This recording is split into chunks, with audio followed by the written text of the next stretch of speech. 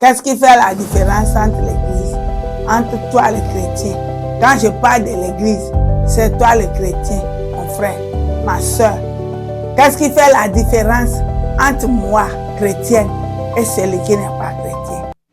Shalom, shalom, chers amis auditrices. Shalom, chers amis auditeurs. Nous sommes là pour qu'ensemble, nous puissions réfléchir sur l'unité, le cœur de l'Église de Christ. Le thème de notre exhortation, donc, c'est l'unité. Et c'est là même le cœur de l'Église de Christ. De tout groupe, de tout groupement. Et c'est là même le cœur de la société, de toute famille et de toute autre chose que nous puissions imaginer si nous voulons que ça marche bien. Et dans un monde, parfois, on voit que bon, ça ne va pas. Ah, il y a division. Pourquoi on se retrouve en petit groupe? Quelque chose s'est passé. Nous voyons la nécessité de l'unité. Le responsable, le chef, le papa se dit qu'est-ce qui ne va pas. Il y a une division. Pour nous, l'Église, nous sommes obligés, et c'est l'idéal pour nous, d'influencer le foyer, la famille, une entreprise, un groupe. Et quelque part où nous sommes, en tant que chrétiens, nous devons être celui qui crée, qui insiste et qui fait l'unité. Nous devons attirer les gens et c'est là le témoignage le plus puissant que nous puissions offrir au monde. Aujourd'hui, je veux que nous puissions exactement parler de cette unité pour que chacun qui m'écoute sache que de lui, ça peut venir. Même si vous étiez dans un monde où tout est dispersé, dans une entreprise brisée, cassée par les divisions, les petits problèmes, dites-vous après avoir écouté cette exhortation que moi, je serai l'auteur de la nouvelle unité dans ce groupe. Et nous allons donc lire Ephésiens 4, 3. Appliquez-vous à conserver l'unité de l'esprit par le lien de la paix. Paul ne nous dit pas de créer l'unité, mais il demande de la conserver. Appliquez-vous à conserver l'unité de l'esprit. Cela implique qu'elle existe ou qu'elle existait. Et c'est le Saint-Esprit qui l'a donnée à l'Église, bien sûr. Et que notre rôle, c'est de la préserver activement, chaque jour, à chaque moment, vérifier que l'unité est préservée. L'unité, c'est le don de l'Esprit. C'est le premier aspect crucial. Et c'est lui qui peut nous faire comprendre comment nous allons pouvoir attirer les autres. Le Saint-Esprit, c'est son œuvre. C'est le Saint-Esprit qui nous donne ce talent, qui nous donne cette qualité de conserver, de réunir. C'est un don divin. Et le verset ici dit l'unité de l'esprit. Cela signifie quoi? Que lorsque nous mettons notre foi en Jésus-Christ, le Saint-Esprit vient habiter en nous. Et c'est cet esprit qui nous unit tous, sans distinction de race, sans distinction de sexe, sans distinction de statut social et même pas d'origine. C'est lui qui fait que nous sommes liés. Nous sommes un seul corps, le corps de Christ. C'est ça l'Église. Ah, il n'y a ni juif ni grec. ni homme, ni femme.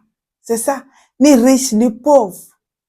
Ni fort, ni faible. Allez compléter la liste. Nous nous confondons et devenons le corps de Christ. Là, le faible devient fort par l'œuvre du Saint-Esprit et le pauvre devient riche. Ici, il n'est pas question que nous puissions fabriquer, que nous puissions nous activer, chercher des amitiés. Non, il suffit de rester connecté au Saint-Esprit et c'est lui qui est le fondement de notre communication. Frères et sœurs, l'unité est la preuve que nous appartenons à une même famille. Même famille. Même famille. Oublions nos noms de famille, nos clans, notre origine. Mais attachons-nous à Dieu par le Saint-Esprit. Et la Bible dit ici que le lien, pas le lien de la paix, c'est là notre responsabilité. Qu'est-ce qui nous maintient ensemble? C'est la paix. C'est vrai. L'unité est le don de l'esprit. Et cela, c'est par la paix que nous pouvons ensemble conserver l'unité. La paix est le ciment qui maintient l'unité. Et sans la paix, il n'y a pas l'unité. Nous ne devons pas nous foutre des autres au nom de la foi.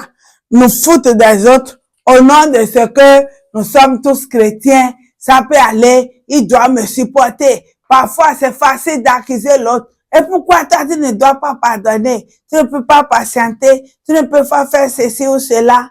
Non, non. Si nous voulons, nous devons vivre en paix en cultivant la paix. Permettez-moi de faire cette répétition.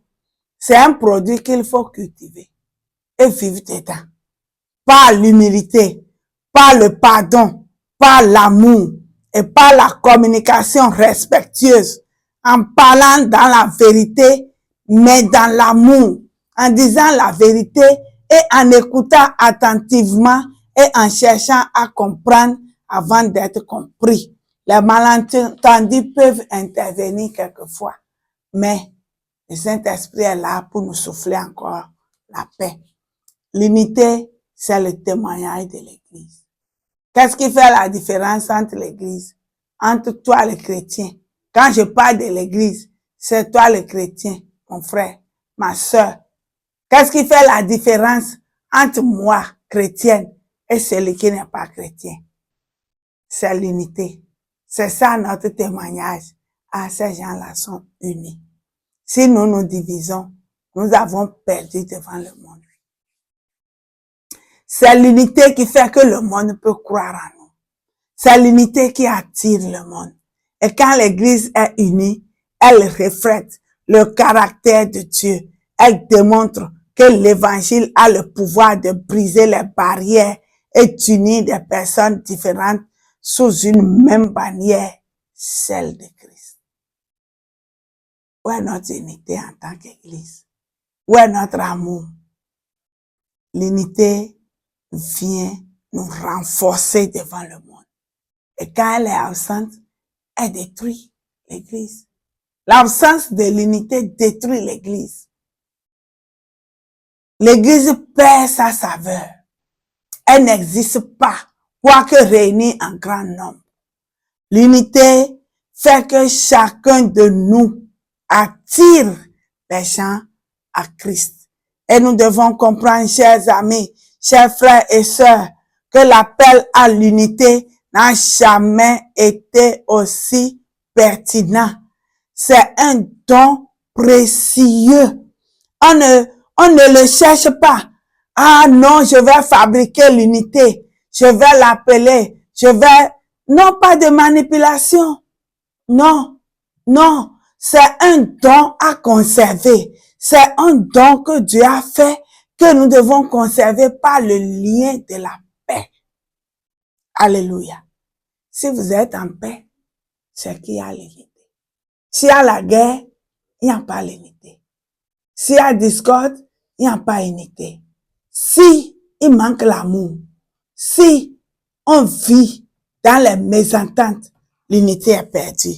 Que chacun de nous s'applique avec diligence et détermination à conserver cette unité de l'esprit. Chers frères et sœurs, cherchons la paix. Cherchons la paix dans notre foyer. Cherchons la paix dans notre famille. Cherchons la paix dans notre milieu de travail. Cherchons la paix partout où le Seigneur nous a envoyés.